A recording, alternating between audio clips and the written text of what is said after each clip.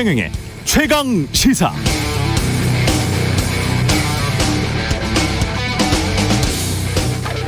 네, 에드워드 윌슨이라는 사회생물학자가 있습니다. 최근에 사망을 했는데요. 92세 나이로. 현대의 찰스 다윈이다. 어느 정도 위상인지 아시겠죠? 그 정도의 위상으로 평가받는 과학자입니다. 이분이 2011년 노스캐롤라이나 대학 졸업 축사로 이런 말을 했다고 하네요. 인간은 석기시대, 그러니까 구석기시대, 신석기시대 할 때 그 석기시대, 석기시대의 감성으로 중세 때의 법과 제도를 통해서 신과 필적할 만한 기술을 향유하고 있다. 즉 인간은 수천 년 전 구석기 수준의 유전적 특성을 그대로 가진 상태에서 아직도 중세 때 냄새나는 법과 제도로 지배당하고 있고, 그런데 과학기술은 거의 하나님 수준이다. 그렇게 발전해버려서 이 지구를 감당할 능력이 안 되는 것 같다, 이런 말입니다. 인간이 지구를 제대로 운영할 능력이 없는 것 같다. 인류의 대오각성이 없으면 지구가 위험하다는 인류 전체에 대한 경고였습니다. 지구라는 행성 자체의 존속 여부를 두고 세계 석학들은 오래전부터 지금 고민을 하고 있고요. 50년 남았다고 하는 사람들도 있습니다. 그런데 오늘도 한국 정치는 도토리 기재기, 전문 용어로 독인, 개긴, 이렇게 하고 있습니다.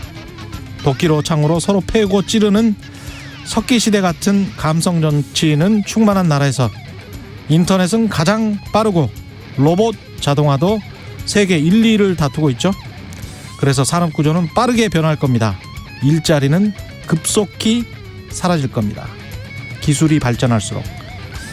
그런데 내가 되면, 어떤 정치인이 대통령이 되면 한국은 다 행복할 거야. 큰 소리만 뻥뻥 치는 정치가 난무하고 있습니다. 그런데 사람들은 선거 때만 되면 진영을 나눠서 그런 정치를 마치 굳게 믿고 있는 것처럼 행동합니다. 정말 믿기십니까? 이상합니다. 안 이상한가요? 네, 안녕하십니까. 12월 29일 세상에 이익이 되는 방송 최경영의 최강시사 출발합니다. 저는 KBS 최경영 기자고요. 최경영의 최강시사 유튜브에 검색하시면 실시간 방송 보실 수 있습니다.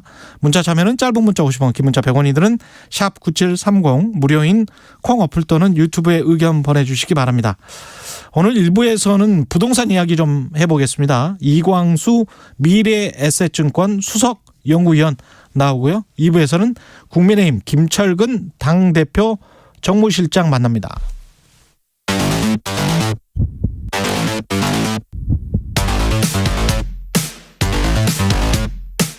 오늘 아침 가장 뜨거운 뉴스 언박싱. 네, 뉴스 언박싱 시작합니다. 민동기 기자, 김민아 시사평론가 나와 있습니다. 안녕하십니까? 안녕하세요. 예. 오늘은 또 어떤 세속적인 이야기부터 해볼까요? 요 며칠은 오프닝이 다소 이제 어떤 선거의 기준으로 보면 김새는 오프닝으로 그렇죠. 준비를 계속 하시는 것 같아요. 네. 아니 근데 저는 그 기대 수준이랄까요? 이거를 계속 좀 낮출 필요는 있겠다. 우리가 선거 때만 되면 갑자기 환희에 들뜨고 기대감에 들뜨고 또는 저주에 가득 찬 사람들로 이렇게 나뉘게 되는데 5년 동안 늘 겪어봤잖아요. 달라지는 거는 많지 않고요. 정책도 제가 늘 말씀드리지만 크게 변하는 정책이 있을 수가 없어요. 있을 수가. 왜냐하면 구조적으로 그렇게 이미 짜여져 있는 상황이고 세계 개방된 경제이기 때문에 우리가 할 수 있는 게, 특히 한 사람의 플레이어가 할 수 있는 게, 미국의 바이든 대통령도 저렇게 쩔쩔매는 거 보십시오. 그렇죠. 또 특히 우리는 단임제다 보니. 그렇습니다. 네. 예, 거기는 뭐 중임 연임 가능하지 않습니까? 네. 근데 우리 같은 경우는 그런 게 아니기 때문에 한 1년, 2년 정도 신고식 정도 치르다 보면 그 다음에는 퇴임 후를 대비해야 되는 그런 상황이기 때문에 연속성을 가지고 국가의 미래를 정말 고민하면서 풀 수 있는 문제들이 뭔지를 명확히 제시를 하고 구조적이거나 굉장히 역사적인 문제들이 있지 않습니까? 그거는 솔직하게 이야기를 해줘야 돼요. 국민들에게 이런 문제가 있다.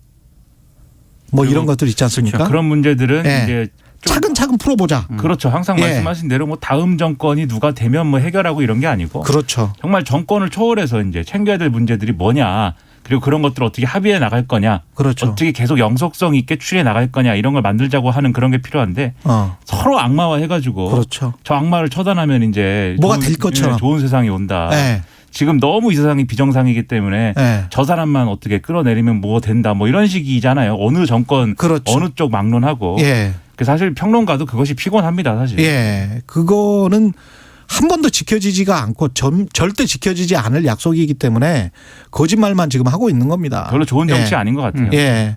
그러지 말고 좀 솔직해집시다. 예. 정직해집시다. 그런 것들 투명하게 정말 잘 안 풀리는 문제들은 공개하고 토론하고 그리고 미래 세대를 위해서 조금 현재 세대가 희생해야 될 부분들은 또 희생해야 되고 그렇죠. 그런 것들이 좀 필요해요. 여기서는 제가 제일 젊습니다만. 예.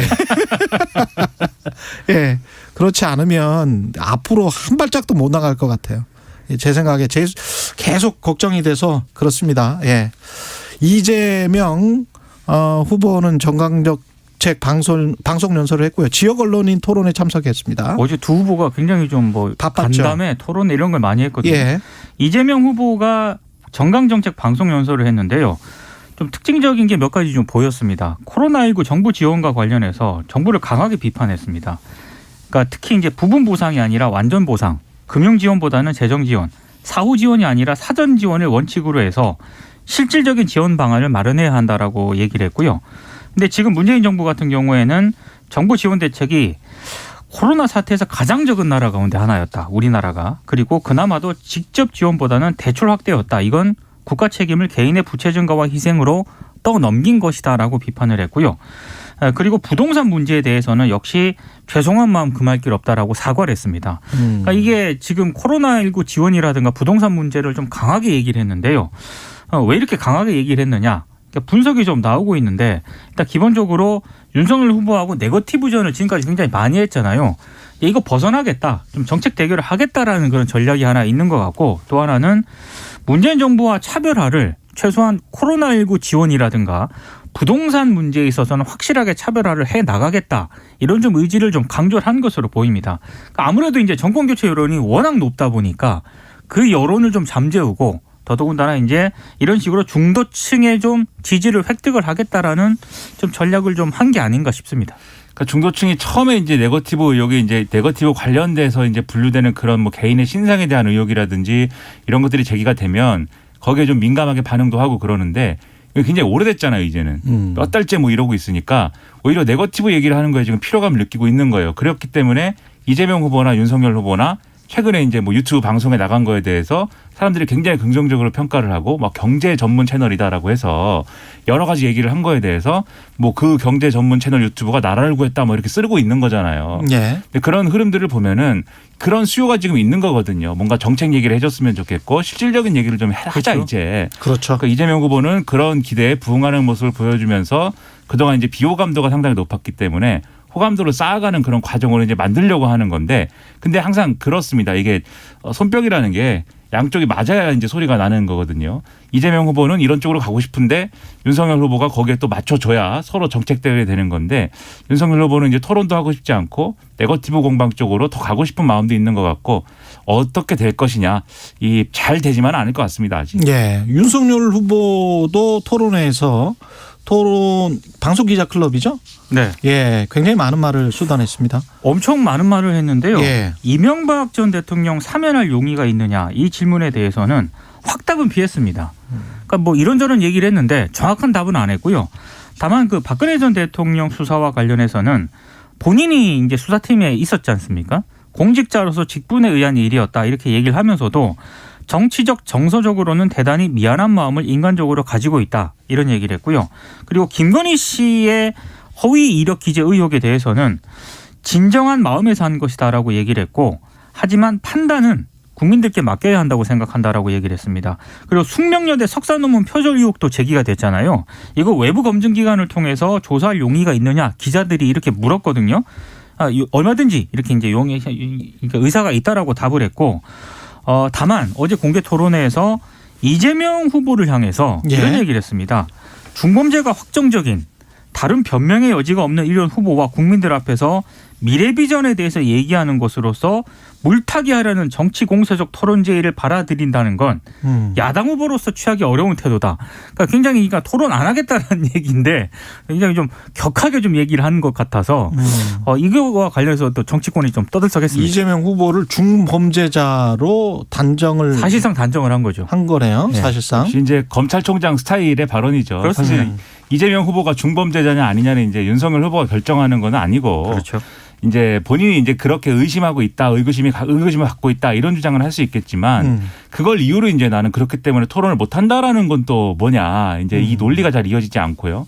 그다음에 윤석열 후보가 계속 여러 가지 얘기를 이제 하고 있는데 뭐 특검을 받아야 내가 토론을 할 수 있다라든지 뭐 이재명 후보가 자꾸 말을 오락가락 해가지고 난 토론을 못 하겠다든지 이번에 이제 중범죄자가 거의 확정적이기 때문에 토론을 못 하겠다든지 이유가 여러 가지가 나오잖아요. 지금. 예. 그러면 유권자들 입장에서는 그게 이유가 여러 가지이기 때문에 토론을 굉장히 하기 싫어하는구나 이렇게 생각을 하게 되는 거예요. 그냥 나머지 이슈 메시지는 없어지고 그러니까 오히려 토론을 통해서 윤석열 후보가 당신은 중범죄자가 확정적이다 이렇게 주장을 하고 그런 증거를 제시를 하면 좋죠. 그렇죠. 예. 그리고 왜 이렇게 말이 오락가락하냐. 도대체 당신의 공약이 뭐냐. 이렇게 또 공격을 하고 특검을 받는다고 얘기를 하면서 뒤로는 안 받는 이유가 뭐냐. 이렇게 밀어붙이고 그러면 되는 거거든요. 근데 재밌는 건 이재명 후보는 그런 얘기를 토론에서 하라고 얘기를 하고 있습니다. 그렇죠. 예. 그러니까 이게 사실 윤석열 후보가 토론을 거부하는 이유가 결국은 그래서 뭐 별로 자신이 없기 때문이 아니냐. 이것만 남게 되는 거기 때문에 저는 계속 이런 발언을 하는 게 결코 윤석열 후보에게는 도움이 되지 않는다.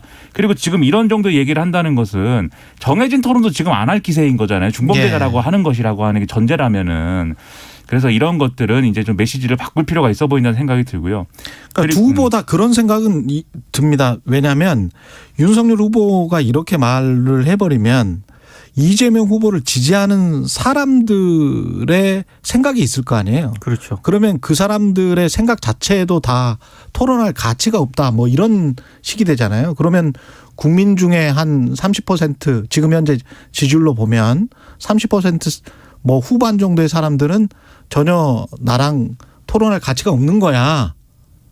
이런 이야기가 다시 될 수가 있기 때문에 대통령이 되려고 한다면 조금 더 넓은 자세를 가져야 되겠죠. 이거는 전략상으로도요. 예. 이재명 후보가 이번 주부터 쭉 그 방송 출연하는 거 보면은 빈도수가 굉장히 높아지고 있거든요. 근데 그렇죠. 이제 상대적으로 윤석열 후보 같은 경우에는 방송 출연 이런 것도 굉장히 안 하고 있는 상황이잖아요. 안 하려고 하고 있는 거죠. 그러니까 이런 것들이 이제 유권자들이나 지지자들이 봤을 때는 뭔가 이상하다 이런 생각을 할 수밖에 없는 거죠. 우리는 섭외를 하려고 하는 입장에서 보면 두 분을 같이 모셔야 되기 때문에 비슷한 그렇죠. 시기에 그렇죠. 예. 공정해야 되니까. 거의 비슷한 시기에 같이 모셔야 되는데 한 분이 계속 안 한다고 하거나 한 캠프 쪽에서 안 한다고 하면 그러면 다른 사람도 오기가 힘들어지거든요. 그렇죠. 그렇게 되면 이게 사실상 국민의 담론의 장, 공론의 장을 방해하는 거예요. 그렇죠. 이런 식으로 하는 건 아닌 것 같아요. 그래서 적극적으로 응해 주시길 바라고. 어제 이 방송기자클럽 토론에서 했던 또 중요한 발언 중에 이제 박근혜 전 대통령에 대한 발언이 있는데 그러니까 방금 말씀하셨다시피 이제 수사는 공직자 직분에 의한 거였고 그다음에 이제 뭐 마음으로는 미안함을 갖고 있다라고 얘기를 하는 게 사실 그 이상의 어떤 메시지는 있을 수가 없죠 사실 수사한 사람 입장에서. 근데 저는 이제 그걸 보면서도 다소 윤석열 후보가 좀 이 눈치를 좀 보는 것 같다는 느낌이 든 게 이 수사 얘기를 하면서 당시에 이제 특수본으로 넘어왔던 박근혜 전 대통령을 직접적으로 이제 수사한 것은 내가 아닌데.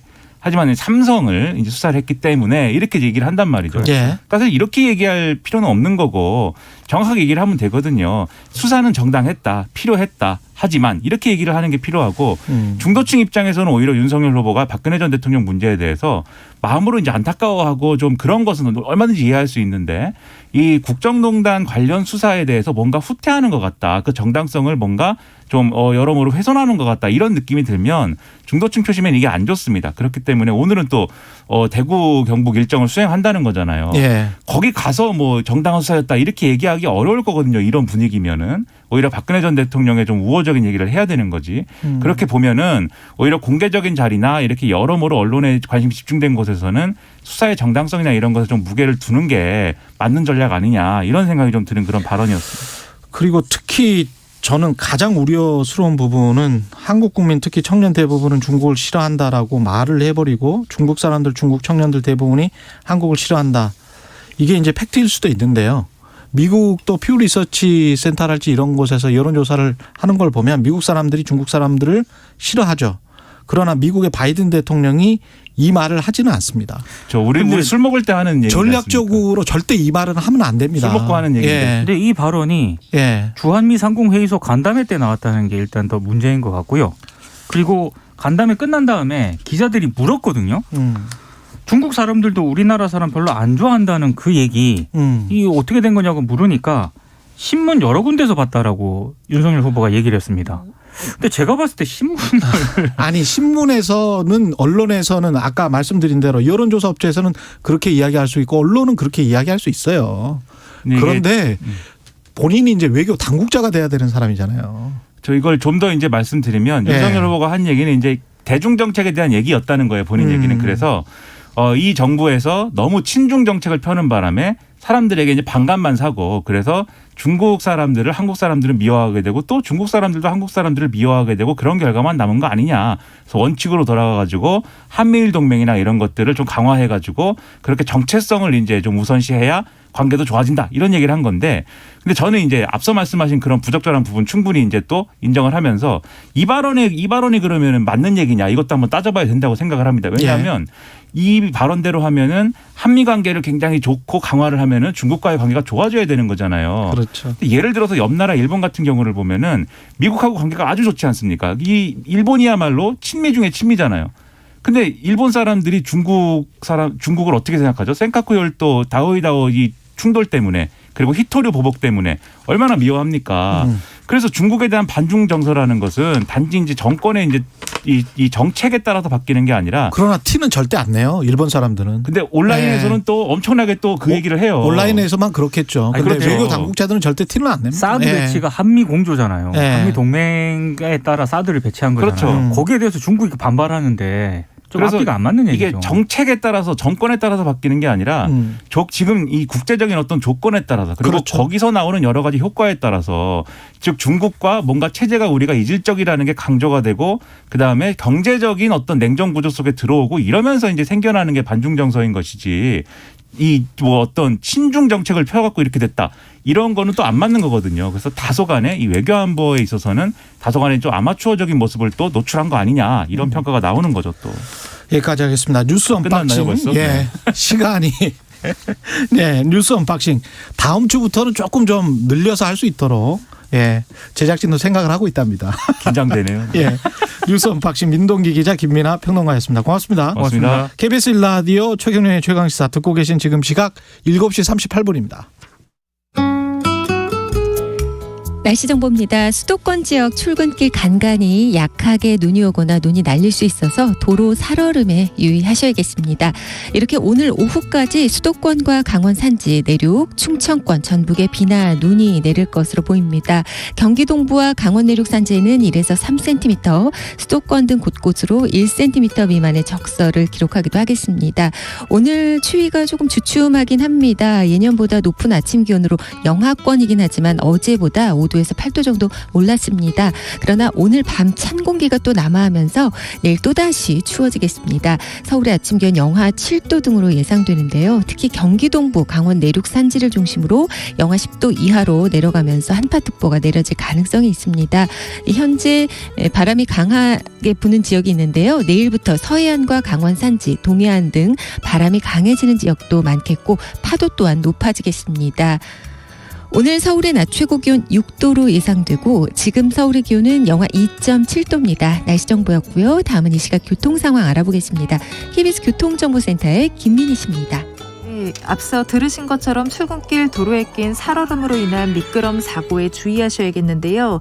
제2경인고속도로 인천 쪽으로 남동 부근 사고는 갓길에서 처리 작업을 하고 있습니다. 정체는 이 남동에서 문학 사이로 이어지고 있고요. 반대 성남 쪽으로는 남동에서 서창분기점 사이와 또 신천에서 광명터널 사이로 정체입니다.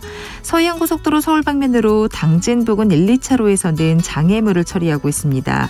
서울시내 동부간선도로 의정부 쪽으로 월계 1교호 부근 1차로에서도 사고가 나면서 중랑교부터 정체고요. 서부간선도로 안양 쪽으로 목동교 부근 3차로에는 대형 화물차가 고장으로 서 있기 때문에 주의해서 지나셔야겠습니다. KBS 교통정보센터였습니다. 오늘 하루 이슈의 중심. 당신의 아침을 책임지는 직격 인터뷰. 여러분은 지금 KBS 1라디오 최경영의 최강시사와 함께하고 계십니다. 네, 정부가 어제 중장기적으로 집값 하향 안정될 것이다. 이런 장관의 말도 있었습니다. 내년 46만 호 공급한다고 하고요. 2030년까지 매년 비슷한 수준 40만 호 정도 공급하겠다라는 건데요. 정부의 공급 정책 그리고 다른 일반적인 경제 정책이 부동산 시장, 경제 상황도 부동산 시장에 영향을 많이 미칩니다. 예. 이광수 미래에셋증권 수석연구위원 나와 계십니다. 안녕하세요. 안녕하십니까. 예. 오랜만에 뵀는데요. 네. 그동안에 한 1년 만에 저희가 만나는 것 같죠. 맞습니다. 그렇죠. 그동안에 부동산 흐름이 좀 많이 바뀐 것 같은데요. 예. 최근에 특히 많이 바뀌는 분위기고요. 예. 특히 저희가 부동산의 흐름을 볼 때 가격과 거래량이 중요한데 예. 가격하고 거래량 측면에서 변화가 좀 심하게 나타나고 있습니다. 가격과 거래량. 네. 가격은 어떻습니까? 일단 가격의 상승세가 완연히 둔화되고 있는데요. 그래서 제가 오늘 최강시사 나오려고 어제 서울 아파트 실거래가를 전수조사를 한번 해봤습니다. 와, 네. 이거 너무 어려워요. 너무 몇 달치입니까? 한 달치? 한 달치 일단 한 달치? 12월. 네. 이거 너무 몇 건이나 되죠, 이게? 일단 건수가 많이 줄긴 했어요. 예. 전체 어제까지 거래된 서울 아파트가 378건이 유효하게 거래됐습니다. 어제까지 네. 378건. 그래서 제가 이거는 기자분들 그대로 받아 쓰셔도 됩니다. 전수조사기 때문에. 좋습니다. 예. 그래서 그러니까 세 가지 경우가 있겠죠. 하나는 예. 보합인 경우, 예. 그리고 두 번째는 상승한 경우, 예. 그리고 하락한 경우를 들 수 있겠는데요. 하락한 게 147건, 147건. 상승이 114건. 114. 그래서 나머지 이제 보합이 117건입니다. 117건. 그래서 퍼센티지 비율로 보면 예. 하락 비율이 39%, 39%. 상승이 30%, 30%. 보합이 31%. 31%. 그래서 70%가 예. 보합 내지 하락세를 보이고 있다. 이 수치가 어떻게 저희가 이제 단순하게 그 시점의 수치보다도 흐름을 읽어야 되는데. 그러네요. 과거에는 물론 하락한 것도 나타났었죠. 근데 과거에는 10% 미만. 아, 하락이 10% 미만이었다. 네. 전체 거래. 네. 그러다가 10%, 20%, 그다음에 30%, 이제 40%까지 올라오는 거예요. 이게 지지율 하락이랄지 지지율 상승이랑 비슷하네.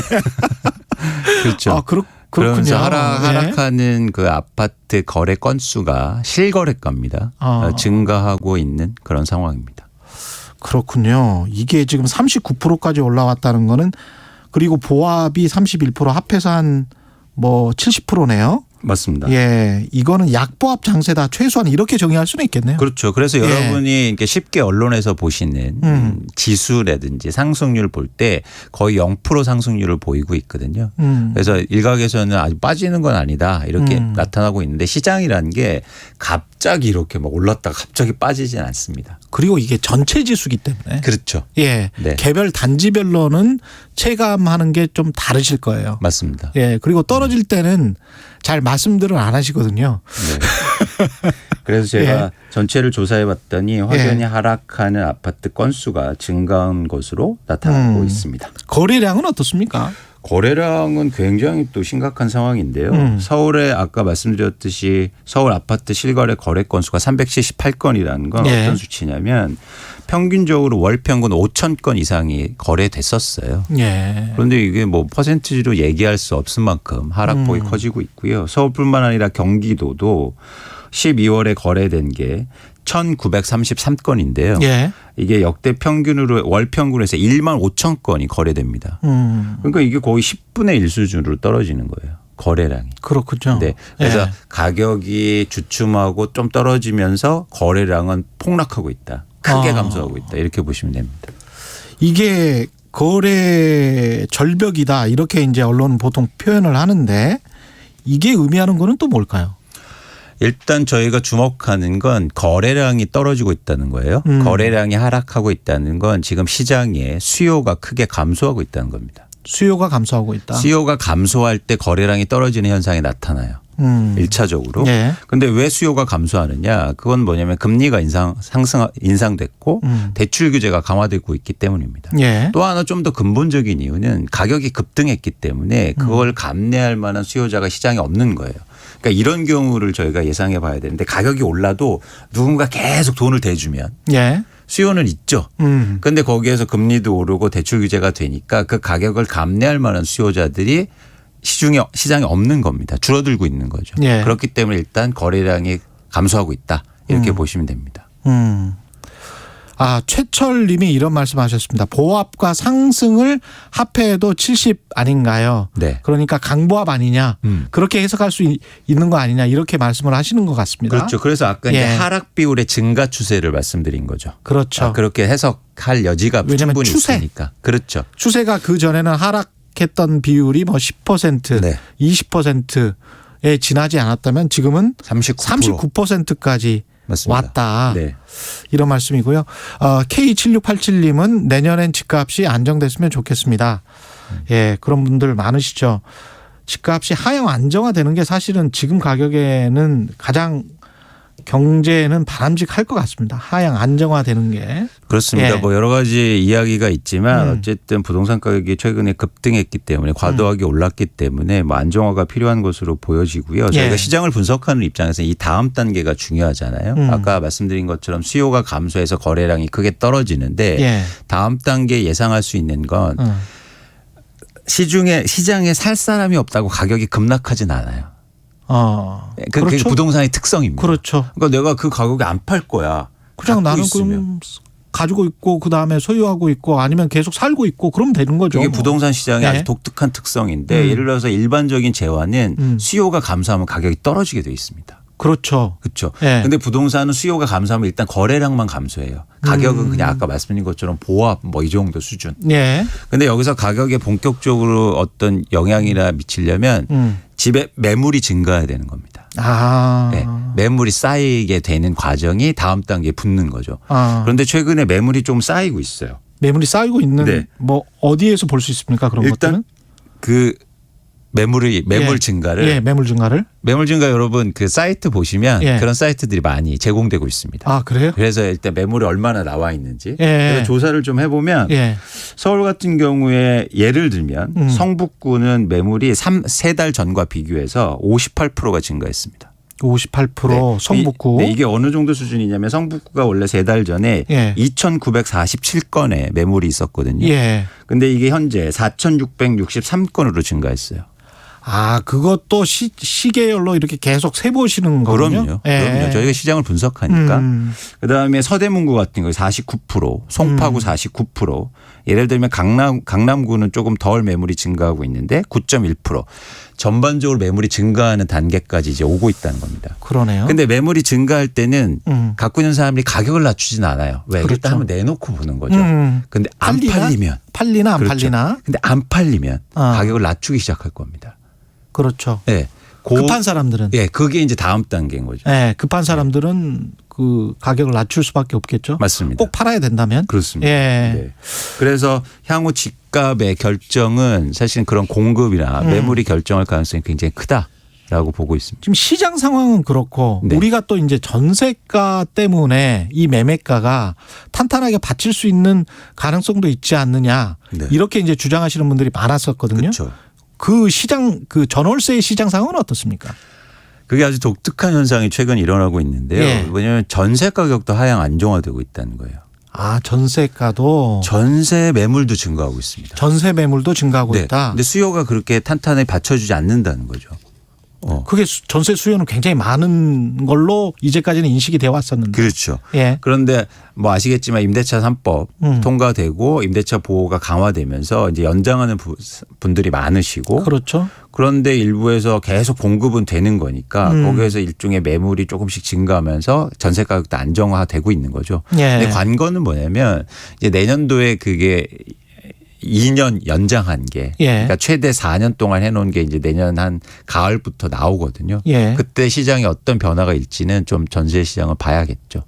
그 영향을 미칠 요소들이 공급과 금리와 여러 가지가 있을 텐데 내년 전망도 좀 해 주십시오. 예.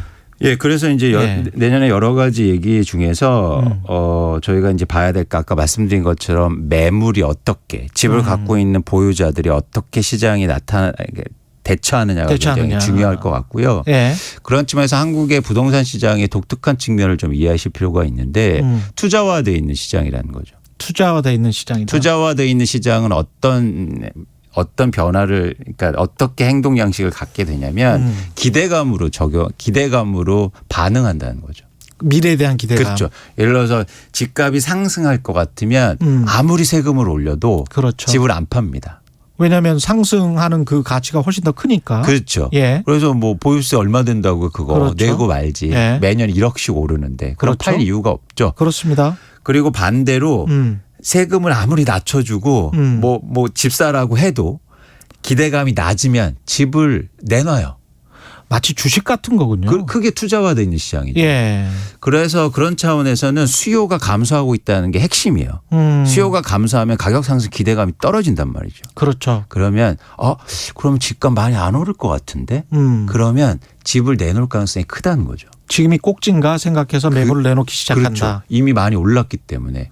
그래서 그런 차원에서는 2022년도에 저는 매물이 그러니까 기대감이 떨어져서 기대감이 줄어들면서 매물이 나오면서 가격 하향 안정화가 빠르게 될 가능성도 있다. 2022년에. 그렇습니다. 그렇게 보고 있습니다. 게다가 두 후보 모두 지금 정부도 마찬가지고 두 후보 모두 내년에 물량 앞으로의 공급 물량은 계속 늘리겠다는 그런 이야기를 하고 있는 거잖아요. 3기 신도시도 계속 물량이 나올 것이고 네. 그런 것들이 이제 주는 심리적 안정감 이런 것들도 있고 그렇죠. 있겠군요. 그게 예. 보셔야 될 게 실제적인 영향을 떠나서 그런 센티멘탈 즉 심리에 미치는 영향이 클 수 있다는 거예요. 예. 예를 들어서 최 기자 한번 생각해 보세요. 예. 아무리 아파트 공급을 많이 해도 누군가 두 채와 세 채를 사기 시작하면 공급은 의미가 없습니다. 그렇죠. 그래서 정부가 예를 들어서 뭐 50만 원 하겠다 46만 원 분양하겠다. 그래서 집값이 안정될 수 있다라는 거는 사실은 인과관계가 없죠. 없죠. 예. 상관관계는 있을 수 있어도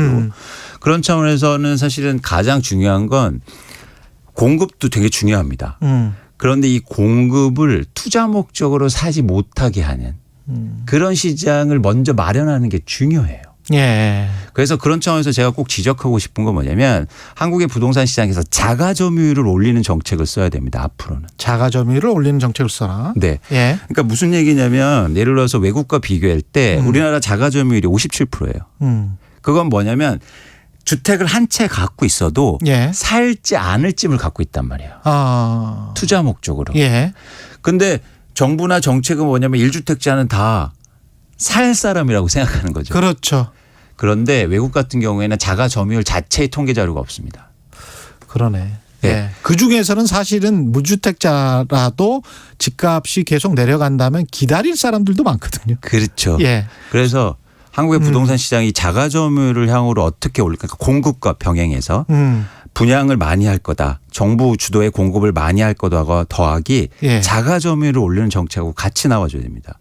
그럼 예를 들면 이런 거죠. 예. 3기 신도시 개발 분양을 할 때 예. 의무적으로 입주 조건을 걸어야 돼요. 예. 아니 여러분 생각해 보세요. 그래서 왜 아파트 공급을 많이 하면 갑자기 전세 물량이 증가합니까? 살 집 아는 집을 청약받아서 분양을 갖고 있단 말이에요. 그렇지. 실수요가 아니라는 이야기네. 그렇죠. 예. 나중에 언제든지 살 거야. 예를 들어서 그래서 양도세를 감면해주고 이런 정책은 있지만 바로 들어가서 살지 않습니다. 그러네요. 그래서 예. 공급이 시장에 영향을 미치기 위해서는 자가 점유율을 올려야 돼요. 알겠습니다. 예. 시간이 참 아쉽습니다. 여러 질문들이 나오고 있는데 여기까지 해야 되겠습니다. 지금까지 이광수 미래에셋증권 수석연구위원이었습니다. 고맙습니다. 고맙습니다.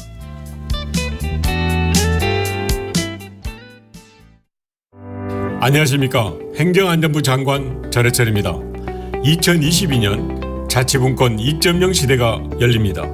32년 만에 전부 개정된 지방자치법을 바탕으로 주민이 중심이 되는 생활자치가 펼쳐집니다.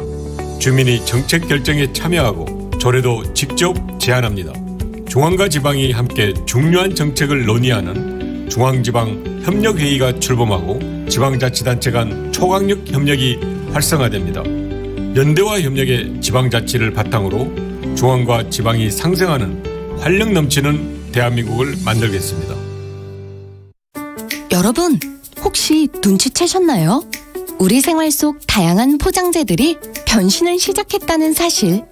포장재의 재활용 용이성을 평가하는 포장재 재질 구조평가제도 시행 후 플라스틱은 확 줄이고 재활용은 더 쉽게, 페트병은 라벨을 떼서 가벼워지고 포장재의 재질은 더욱 단순해집니다. 이제 마트 진열대 곳곳에 숨은 무라벨 페트병과 재활용 최우수 또는 재활용 우수 제품을 찾아 슬기로운 소비 생활에 동참해주세요. 이 캠페인은 한국환경공단과 함께합니다. 연탄이 갈 때마다 어르신들은 연탄이라고 부르지 않고 이거는 금탄이다. 우리에게 주는 금탄이라고. 2021 KBS 연중기획 기억을 기록하다. 어르신들은 연탄도 받기도 어렵고 또 연탄 가격도 많이 올랐고 또 때로는 연탄이 시커멓잖아요. 근데 시커먼 연탄이 집에 들어가면 이거는 연탄이 아니고 우리들에게는 금과 같은 금탄이에요. 그래서 손을 꽉 잡고 금탄을 주셔서 너무 고맙습니다. 이런 말씀을 하실 때 가슴이 뭉클해집니다. 그동안 연탄은행을 봉사하면서 연탄을 나눈 양이 전국적으로 8천만 장이 좀 넘고요. 또 연탄을 받은 가족은 한 45만 가구 정도 됩니다. 연탄 한 장의 무게가 3.65kg거든요. 우리 체온이 36.5도예요. 3.65kg 되는 연탄 한 장이 불이 붙으면 우리 몸을 따뜻하게 해서 36.5도 체온을 유지하게 하고 건강하게 겨울을 날 수 있는 것이 바로 에너지 빈곤층의 하나의 삶이 아니겠는가. 그래서 연탄은 지금은 생존의 연탄이다. 연탄은행의 허기복 대표는 기억합니다. 코로나 팬데믹 이후 연탄을 사용하는 약 10만 가구에 연탄 후원과 봉사자마저 줄어들어 에너지 취약계층의 추위는 갈수록 더 혹독해지고 있습니다. 사회적 온기를 지키기 위해서 생존의 에너지가 필요한 때입니다. 당신과 대한민국의 기억, KBS가 기록합니다.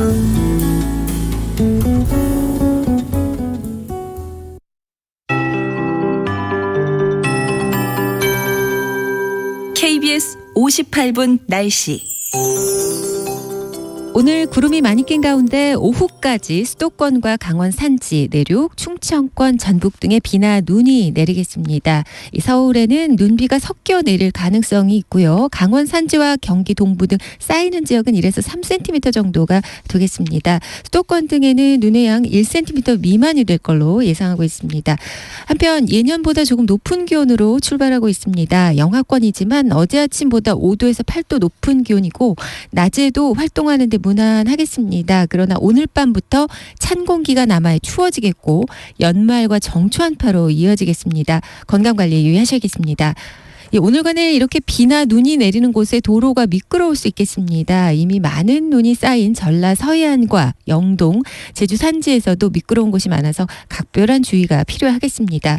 오늘 낮 기온은 서울 6도, 강릉, 광주, 대구 9도 등 4도에서 11도 분포 되겠습니다. 내일부터는 해안과 산지, 제주의 바람이 강해지겠고요. 또 오늘 서해 먼바다, 동해 먼바다를 시작으로 내일은 1.5에서 4m로 파도가 높아지겠습니다. 내일 서울의 아침 기온은 영하 7도 등 대부분 지역 영하로 내려가면서 오늘보다 5도에서 8도 떨어지겠습니다. 지금 서울의 기온은 영하 2.1도입니다. 강혜종입니다.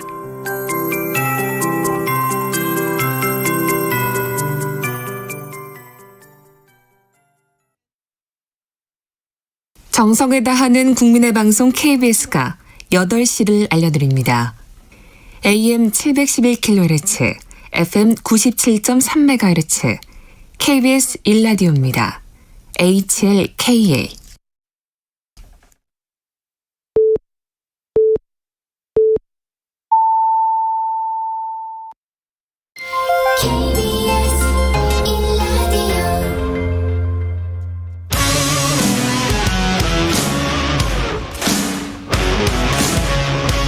오늘 하루 이슈의 중심 최경영의 최강 시사. 네, 국민의힘 이준석 대표와 윤석열 후보 간 갈등이 좀처럼 풀리지 않는 분위기입니다. 이대로 대선까지 갈등이 장기화될까요? 오늘은 이준석 대표 최측근이자 당대표 정무실장입니다. 김철근 국민의힘 당대표 정무실장 전화로 연결돼 있습니다. 안녕하세요, 실장님. 네, 안녕하십니까. 예. 오늘 하기로 했었죠? 이준석 대표와 초선 의원들과 무제한 토론. 근데 오늘 그게 연기가 됐습니다. 연기입니까? 취소입니까?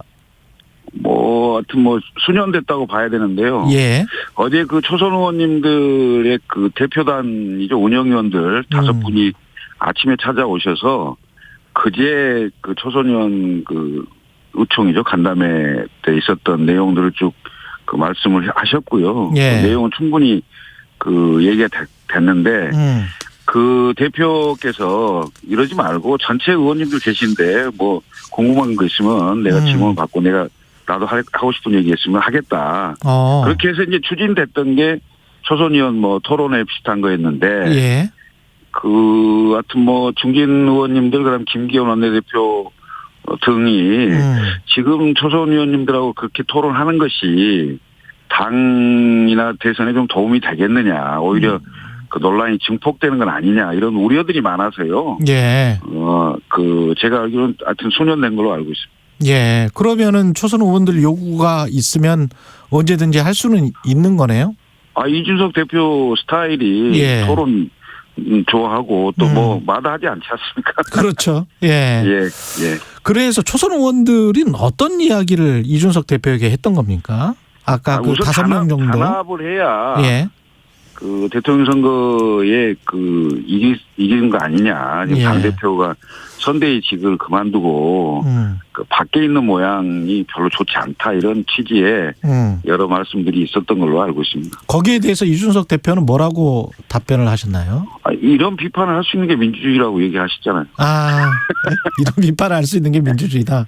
네. 지금 상황은 어떻게 보면 외부에서 보면 그렇습니다. 네. 예, 약간 좀 몰리고 있는 상황처럼도 보여요. 왜냐하면 윤석열 후보가 아주 겨냥해서 말한 것 같고요. 3자적 논평가나 평론가가 되어서는 곤란하다. 그리고 이제 김태흠 의원도 그 전에 그런 이야기 아주 좀 거친 언사를 했었죠. 네네. 예. 어떻게 보세요? 그다음에 이제 초선 의원들도 이렇게 단합을 강조를 하고 있는데. 그런데 그렇게 해서 해결될 문제가 아니거든요. 이건 이준석 대표 개인의 문제가 아니고요. 대통령 선거를 바라보는 시각의 차이가 분명히 존재한다고 저는 봅니다. 네. 우선 후보님과 그 선대위 후보님 주변 핵심 인사들은 반문재인, 반문 연대를 통해서 예. 가면은 승리가 가능하다. 그리고 전통적으로 지역과 진영 대결에 의해서 선거를 치르려고 하는 경향이 강하고요. 그런 전략이 중심 전략을 생각하고 있는 것 같고. 예. 그런데 그런 전략으로 지난 총선에 임했는데 결국 총선이 180대 100으로 졌습니다. 예. 그리고 그 이후에 올해 서울시장 그 보궐선거가 있었지 않습니까? 그랬죠. 그 보궐선거에서는 이른바 세대 연합론을 펼쳤습니다. 20, 30대와 60, 70대가 연합을 해서 40, 50대를 설득하는 이런 구조로 갔을 때 보수 정당이 이기는 그런 선거 전략이다. 이렇게 해서 이번 대선도 마찬가지로 세대 연합론을 통해서 승리의 길로 가야 된다.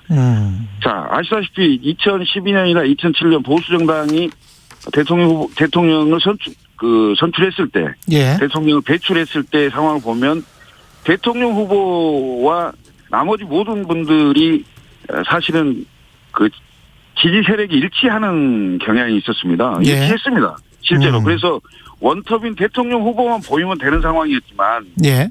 지금은 어찌 보면 윤석열 후보님은 전통적 지지층 중심의 그 지지가 강하고요. 예. 2030 중도 수도권 이쪽에는 어찌 보면 6월 11일 전당대회를 통해서 영선의 30대의 당대표가 나오는 파격을 통한 그 상징성이 이준석 대표에게 있거든요. 그렇죠. 네, 그러면 결국은 제가 보기에는 후보와 대표의 연합에 의한 런닝메이트 비슷하게 대선을 치러야 견고하게 지지층을 다 흡수할 수 있다. 이런 거거든요. 근데 이런 시각의 차이가 큰 거죠, 사실은. 그래서 지난번 잠행 이후에 울산에서 그 3개항을 합의했지 않습니까? 예. 이른바 울산 합의라고 하는 것이 첫 번째가 20, 30대에 대한 정책적 그 전략적으로 정책적으로 확대해서 그 선거운동을 핀다. 그래서 20, 30대 중심의 어떤 선거 전략 그리고 당무 우선권에 대한 확실한 정리를 했죠.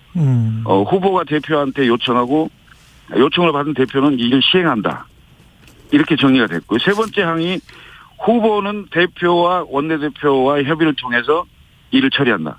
이 세 개 항에 다 들어있는 겁니다, 사실은. 그러네요. 그때 예. 김기현 원내대표도 그 자리에 있었잖아요. 그죠? 아, 그럼 있었죠. 예. 그런데 그걸 윤석열 후보가 지금 선대위가 제대로 지키고 있지 못하다라는 판단인 겁니까?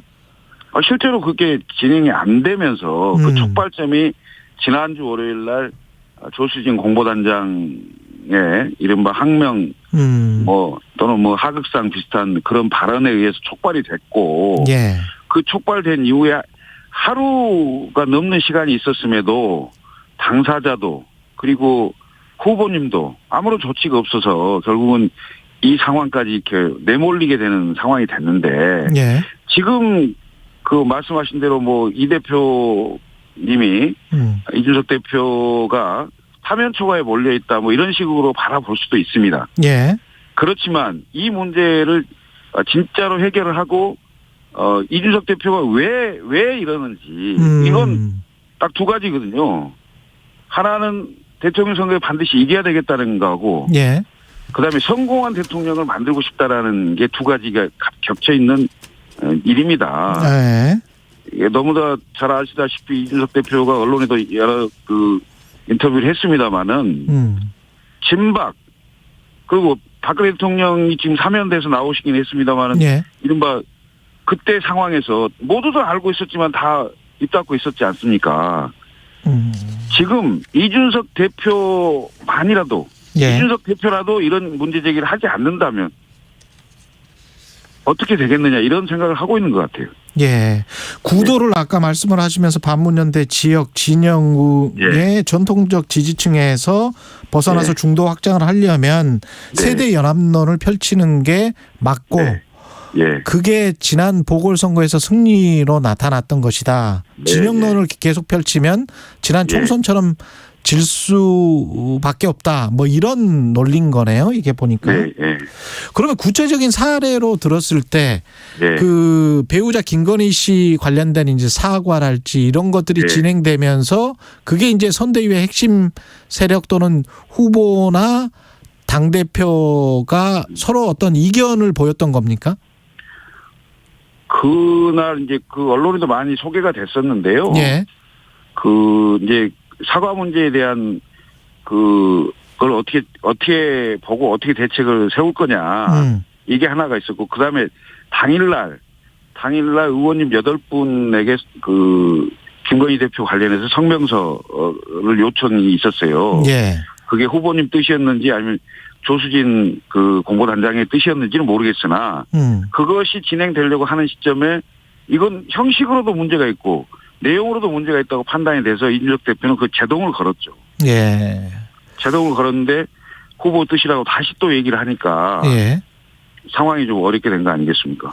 하태경 의원도 그렇고 홍준표 의원도 그렇고 이준석, 홍준표 의원은 특히 이준석을 핍박하면 대선 물 건너간다 이런 이야기까지 했는데요. 네, 예. 윤 후보 측에서 어떤 메시지를 보내거나 요청을 하면 복귀할 생각은 있는 거죠?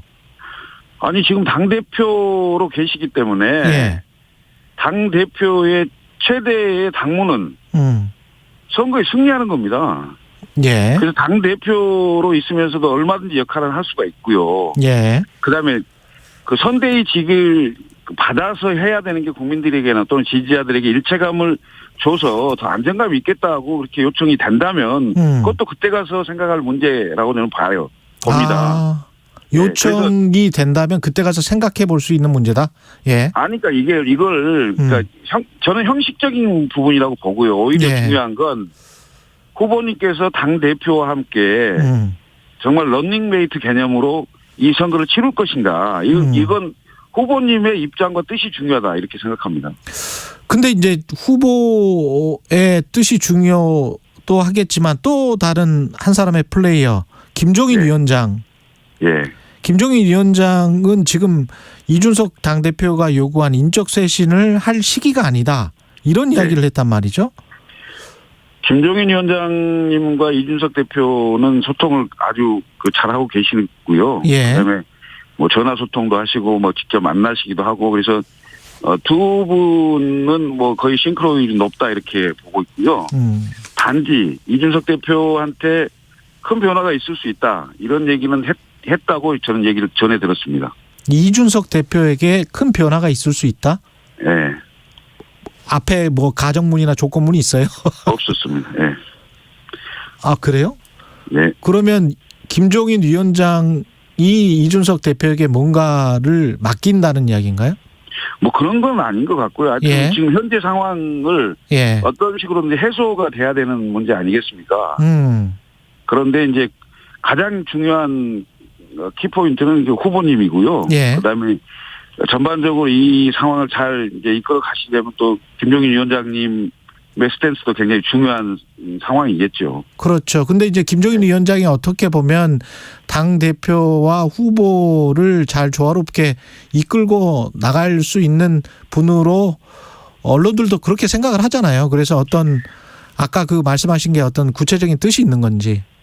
큰 변화가 있을 수 있다. 이준석 대표에게. 그런 건 아닌 것 같고요. 그 어떤 분이 나서서 중재하기보다는 후보님과 대표님이 직접 소통을 통해서 해소해 나가는 방법이 가장 좋다고 저는 봅니다. 아, 직접 소통을 통해서.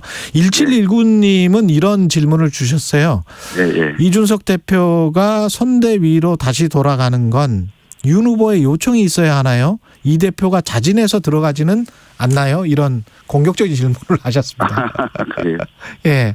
어떻게 생각하세요? 제가 아까도 말씀드렸듯이 그 울산 합의 두 번째에 후보가 요청을 하고 후보가 요청을 하면 당대표는 이에 따른다 이렇게 이걸 실천한다 이렇게 돼 있기 때문에 그거의 연장선이고요. 그리고 당대표의 역할은 최대의 역할은 대통령 선거에 승리하는 겁니다. 그렇기 때문에 선대의 지위를 갖고 있느냐 아니냐는 큰 문제가 아니다. 이 말씀을 드리겠습니다. 8255님, 그런 의사는 당내에서 해결해야죠. 당대표가 언론 플레이에서는 안 됩니다. 6726님, 정치권의 토론구단 합리적인 이준석 대표를 지지합니다. 상반된 의견들이 오고 있고요. 유튜브에서 감독님은 이런 질문을 하셨습니다. 이준석 대표 아무리 생각해도 윤석열 후보가 대통령 돼서는 안 된다는 거 아닙니까? 혹시 그런 어떤 자질 문제도 생각하는 다른 생각도 있습니까? 전혀 없습니다. 전혀 없습니까? 네. 우리 당의 대통령 후보인 윤석열 후보의 대선 승리를 위해서 최선을 다해 뛸 겁니다. 김진세님은 이준석 대표님을 아끼시나 봐요. 종로 출마가 현 상황을 벗어날 출구 전략으로 보입니다. 대선은 윤석열 후보 측에서 온전히 책임지고 이 대표는 종로 보궐에서 자신의 역량을 보여주는 것으로 당에 기여하면 됩니다. 이런 이제 나름의 해결 방안을 제시를 하셨는데요. 종로 출마는 전혀 생각하고 있지 않고요. 하고 있지 않고 하여튼 대통령 선거의 승리를 위해서 어떻게 하면 승리할 수 있는 것인가에 대한 그 의문점을 던지는 거고요. 예. 그리고 성공한 대통령을 만들기 위한 여러 노력의 일환이다. 이렇게 받아주시면 좋겠습니다. 지금 말씀하시는 저 분처럼 네. 가장 지금 현재 상황에서 현명한 사태 수습 방안은 뭐 네. 여러 가지 대안이 있을 수 있겠습니다만은 어떻게 보십니까, 김 실장님 입장에서는? 저는 시점은 빠르면 빠를수록 좋다고 생각하고요. 예. 그다음에 이 문제를 해결할 수 있는 키맨, 핵심 인사는 대통령 후보님이라고 저는 생각하고 있습니다. 그래서 후보님의 뜻과 변화가 뭐냐, 어떻게 하실 거냐에 달려있다, 이렇게 보입니다. 근데 이제 야당이 이렇게 내용을 겪는 사이에 네. 송영길 대표가 연일 안철수 네. 국민의당 후보 쪽으로 자꾸 타진을 하고 있잖아요. 충분히 연합 가능성이 있다. 국민의당에서는 뭐 아니다라고 하고 있지만은 어떻게 보세요? 그 뭐 전형적인 이관계죠. 지금까지 전형적인 이관계다. 네, 국민의당 안철수 후보가 그 현 정권을 바라보는 그 시각과 그다음에 지금까지 해온 비판이 있는데 그거 어떻게 그리고 갑자기 그렇게 움직이실 분도 아니고요. 그리고 송영길 대표와 이재명 후보는 사실은 586 세대도 같고요. 그다음에 지지층의 분열이 별로 없어요. 일체화된 거기 때문에 송영길 대표가 굳이 앞장서서 나설 이유도 하나도 없습니다. 그래서 원탑인 이재명 후보만 나오면 되는 거고요. 그 민주당의 지지층과 우리 그 국민의힘의 지지층은 다릅니다. 다른 시각에서 바라봐야 되는데 그냥 진영 대 진영의 논리로 바라보고 또 특히 2007년, 2012년 대통령 선거를 치러왔던 그 관성에 그 많은 그 우리 중진 의원님들이 그 관성을 벗어나지 못하고 있는 게 아닌가. 새로이 요구되는 시각에 다른 각도에서도 좀 봐야 될 필요가 있지 않느냐. 이런 말씀을 꼭 드리고 싶습니다. 그 안철수 후보는 만약에 단일화한다면 국민의힘과 단일화를 할 거라고 보십니까? 단일화 문제에 대해서는 제가 지금 뭐 말씀드릴 수 있는 상황은 아닌 것 같고요. 그리고 뭐 권위 완주 의지를 가지고 있기 때문에 상황을 좀 더 지켜봐야 될 것 같습니다. 이 아까 뭐 김건희 씨 논란이랄지 그 구체적인 사안들 말고 또 인물 영입과 관련해서도 약간의 좀 갈등이 있었던 것 같거든요. 신지혜 씨도 마찬가지고 이수정 교수, 그다음에 김민전 교수가 선대위에 영입이 됐는데 이준석 대표가 또 반대 입장을 피력했잖아요. 그 이제 특정인 누구의 호불호나 뭐 찬반을 떠나서요. 선대위에서는 컨셉과 타겟이 정확해야 된다고 생각합니다. 그럼 국민의힘의 선대위는 어떤 컨셉으로 누구를 타겟으로 집중적인 선거운동을 할 것이냐, 이거에 대한 게 정해져야 되는데 지금 인물 영입을 보면 아까도 말씀드렸듯이 반문재인 전략이에요. 그 시각의 차이가 크다는 걸 말씀드리겠습니다. 그 전략만으로는 절대 될 수가 없다, 이길 수가 없다, 이런 생각을 갖고 계시는 것 같은데. 그런 우려를 얘기하는 거죠. 뭐 절대라는 게 어디 있겠습니까? 절대는 없지만 그렇죠. 유튜브에서 박창구님은 이런 이야기를 지금 시중에 뭐 많이 떠도는 이야기입니다. 국민의힘 후보 교체론에 대해 동의하는 사람들이 조금씩 늘어나는 것 같은데 의견이 어떠십니까? 일고의 가치가 없는 얘기입니다. 다시 한번 말씀하시네요. 일고의 가치가 없다. 그 최근 판세는 어떻게 보세요? 데드 크로스다, 골드 크로스다, 뭐 여러 가지 이야기가 있습니다.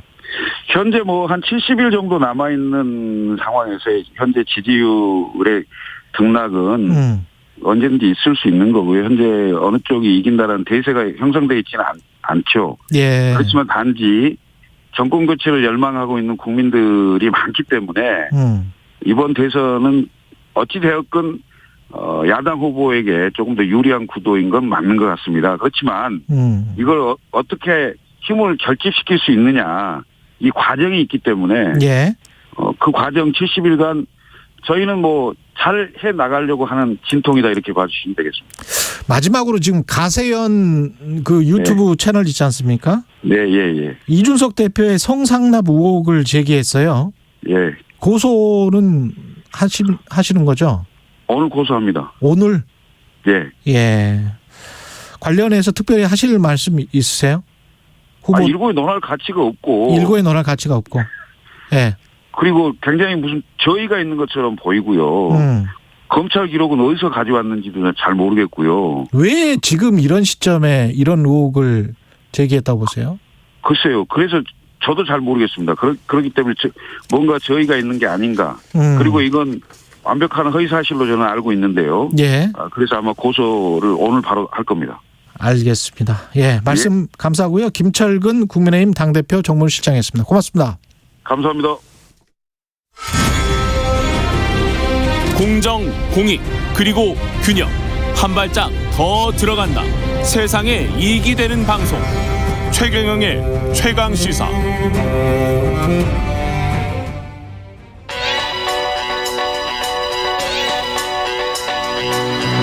최강시사.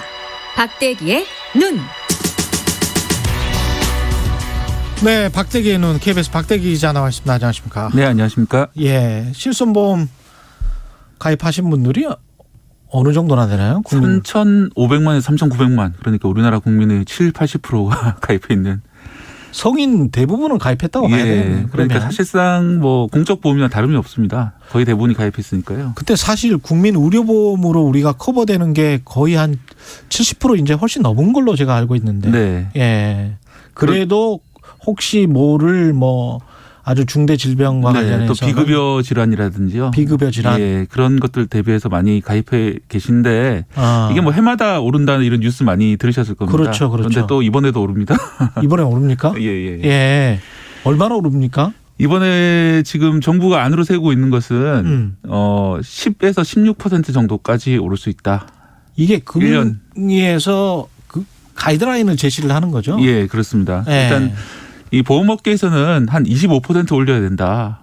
연간 기준으로 이렇게 주장하고 있는데 그건 너무 많다. 그래서 지금 정부에서는 15, 16% 정도 올려야 된다라고 얘기를 하는데 이게 뭐 특이하네. 잘 아시는 분들 계시겠지만 이제 이 보험이 상당히 복잡합니다. 실손보험이. 그렇죠. 1세대부터 4세대까지 지금 있는데 언제 가입했냐에 따라서 좀 다른데요. 2009년 이전이 1세대. 그래서 올해 가입하신 분들은 4세대 보험이게 되어 있는데 주로 문제가 되는 것이 1세대, 2세대 보험들입니다. 그쪽이 더 혜택이 많은 만큼. 그러니까 옛날에 들었던 분들. 네. 2009년 이전에 1세대 또는 2017년 이전에 2세대 가입하셨던 분들이 혜택이 많은데 대신에 이제 보험사는 그거를 예를 들어서 100원 정도를 받으면 140원 정도를 내줘야 되는 그런 상당히 문제가 있기 때문에 그걸 좀 그때는 왜 그렇게 팔았어요, 그러면? 그때는 자기들이 설계를 해보니까 이익이 남을 줄 알고 팔았던 거 아니에요? 그런데 이 사람들 행태가 너무 많이 달라졌던 거예요. 그리고 이제 새로운 비급여 항목들이 많이 생겼습니다. 도수치료라든지 그렇죠. 백내장 수술이라든지 이런 것들이 생기면서 소대율이 너무 올라가다 보니까 계속해서 보험료를 올리자 하고 정부는 막고 있는 그런 상황입니다. 실제로 이제 실손보험을 가입을 하고 아프지 않아서 청구를 안 하는 사람들도 많을 것 같습니다. 네, 통계가 좀 놀라운데요. 62%가 지난해 한 번도 실손보험 청구를 안 했습니다. 그러니까 반 이상이 청구를 안 하셨고요. 그럼 왜 적자가 나느냐? 단 2%의 가입자들이 지난해에만 1,000만 원 이상을 청구를 했습니다. 그러니까 이 2% 분들이 물론 이제 만성 질환자도 계시겠지만은 일부 의료 쇼핑을 한다. 의료 쇼핑을 한다. 네, 또는 이제 필요가 없는 그 의미 없는 이제 시술을 계속 받는다 이런 분들이 계신 거죠. 근데 저는 이게 보험 상품을 처음에 개발했을 때 상품을 그렇게 팔고 본인들이 설계를 그렇게 해놓고 나중에 소비자한테 책임을 전가하고 보상을 어물쩍하게 늦게 한다거나 보상 체계를 좀 아주 힘들게 한다거나 그런 보험사들도 질타를 받아야 되지 않나요? 당연히 그건 맞는 말씀이고요. 소비자들한테 다 뭐랄까요? 책임을 전가하고 금융위는 보험사의 일종의 민원이죠. 보험사 민원 받아서 그러면 당신들이 보험 상품을 과거에 좀 제대로 설계를 못해서 판 것 같으니까 이번에 올려줄게. 이거는 글쎄요. 이렇게 하는 자본주의가 있나요? 계약만 놓고 보면 그렇게 되는데 그렇다 하더라도 이제 처음에 예상하지 못했던 모럴 해저드가 갈수록 더 심해지는 측면도 있기 때문에 그럴 수는 있겠습니다만 그거는 적발하면 되잖아. 예. 근데 그게 이제 사람의 몸에 관련된 문제이기 때문에 그렇죠. 당신이 진짜 이 진료가 필요한 것이냐 아니냐 여기 대해서는 상당히 애매한 부분들이 많이 있습니다. 그렇죠. 사실 그런 비슷한 문제가 과거에 자동차 보험에도 있었는데요. 예, 나이롱 환자라고 하죠. 그렇습니다. 그런 아프지 않는데 예. 병원에 오래 계신 분들도 계시고 했는데 최근에는 많이 못 보셨을 겁니다. 예전에 비해서 자기 부담금 이런 것들이 많이 늘어났고 예. 관련된 단속이 늘어나면서 자동차 보험은 좀 정화됐는데 아직 실손보험을 이용하는 의료업계에서는 이런 정화가 잘 안 되고 있고 특히 백내장 수술 같은 경우에는 꼭 필요한 수술이 아닌데 시력 교정을 위해서 해주겠다면서 백내장 수술 꼭 필요하지 않는 수술도 해주는 경우들이 많이 있고 한 번 수술하면 700~800만 원 정도 청구가 되거든요. 뭐 이런 식으로 이제 해서 적자가 많이 발생하고 있는 상황입니다. K4713님 박대기 저분이 혹시 예전에 눈 쌓인 짤로 유명하던 그 박대기 기자? 예, 맞습니다. 오늘도 눈이 와 있더라고요. 보니까. 네. 오늘은 눈을 맞기도 전에 이미 와 있었죠. 예. 예. 사이님 실비보험료 이미 너무 많이 올랐어요. 그래서 아파도 청구하지 않고 있어요. 이렇게 아파도 청구하지 않는 분들도 많습니까? 이거는 예, 그거는 이제 예를 들어 4세대 보험이 아니라 예전 보험 같은 경우에는 예. 청구를 하셔도 됩니다. 청구하신다고 뭐 누진되거나 그러니까. 그런 건 아니기 때문에 예. 약간 귀찮으시더라도 청구를 하시면 되고요. 최근에는 또 앱을 이용해서 간단하게 청구할 수 있죠. 일정 금액 이하는. 예, 영수증으로 사진을 찍으면은 청구를 할 수 있는데 이제 고액으로 들어가게 되면은 예. 서류를 내셔야 됩니다. 이게 이충우 님도 이런 지적을 하셨는데 병원도 문제예요. 실손 있냐고 물어보고 불필요한 진료 많이 합니다. 네, 실제로 그런 질문을 많이 하고 아까 말씀드린다시피 문제는 이제 새로운 그런 비급여 항목들을 많이 만들어냅니다. 병원에서. 예. 그런데 물론 이제 그중에 일부는 사람에게 도움이 되겠지만 일부는 예. 꼭 도움이 안 되는 것들인데 그런 것들을 만들어내고 그렇게 해야 병원이 굴러가도록 이 시스템이 맞춰져 있다. 이 자체가 문제가 된다고 생각합니다. 아, 그렇게 해야 굴러가도록 시스템이 그렇게 돼 있다. 의료에서 이제 아주 정직한 의사들은 가난해지고 예. 이런 것들 청구 많이 하시는 분들은 부자가 되고 그런 것들이 문제가 있고. 고칠 수 있는 방법은 뭐 제도적으로 뭐가 있을까요? 제도적으로 이제 비급여 항목들에 대해서 과연 어느 정도 필요한지에 대해서 의료계나 당국에서 같이 모여가지고 회의도 하시고 어느 정도까지는 제한을 하셔야 되고요. 예. 또 여기 그 보험업계에서도 과거 자신들이 잘못 설계했던 그런 항목에 대해서 어느 정도까지 책임지셔야 된다고 생각합니다. 예. K3869님 보험사의 논리라면 이득되는 상품에 대하여 환불도 해줘야 되는 것 아닌가요? 이렇게 말씀하셨습니다. 아울러 과다 진료하는 병원의 책임도 청구해야죠. 네. 예. 이런저런 의견이 있네요. 예. 근데 하여간 과다 진료도 문제고 보험사 재정도 문제고 소비자 보호도 문제고 그렇습니다. 네, 말씀 감사하고요. 박대기의 눈이었습니다. 고맙습니다. 네, 감사합니다.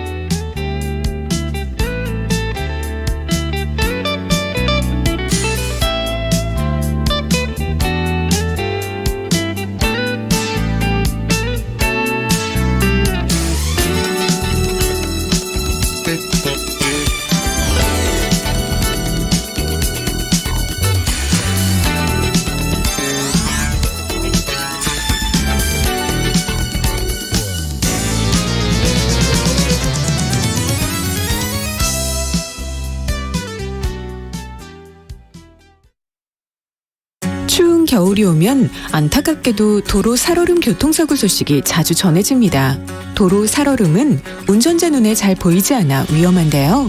특히 새벽이나 저녁 시간에 눈이 내린 도로 위, 터널 입출구, 그리고 고가도로 등에서 자주 발생하며 큰 사고로 이어지기 쉽습니다. 도로 살얼음 사고를 예방하기 위해서는 급제동, 급가속, 급차선 변경은 금물입니다. 또한 저속 운행과 앞차와의 충분한 차간거리 유지를 꼭 실천해 주세요. 속도를 줄이면 사람이 보입니다. 이 캠페인은 국토교통부와 한국교통안전공단이 함께합니다. 잠시 후 8시 반부터 일부 지역국에서는 해당 지역 방송을 보내드립니다. 손이 시려워 발이 시려워 겨울바람 때문에 아무리 추워도 여러분의 자산은 꽁꽁 얼면 안 되기에 오늘도 홍사원의 경제쇼는 바른 정보만 준비하겠습니다. 오후 4시 5분 홍사원의 경제쇼 꼭 기억해 주세요.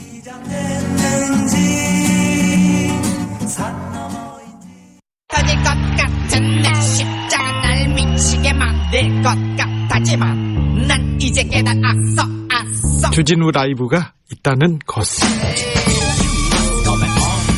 지친 하루 집에 오는 게 매일 오후 5시 5분 KBS 1라디오 주진우 라이브. 지금 시각은 8시 30분입니다. KBS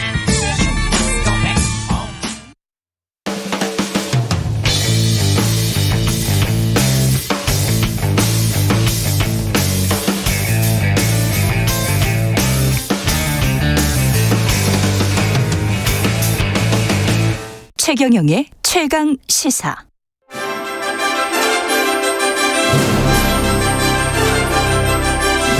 최강 시사 선정 2021년의 인물 핫 20.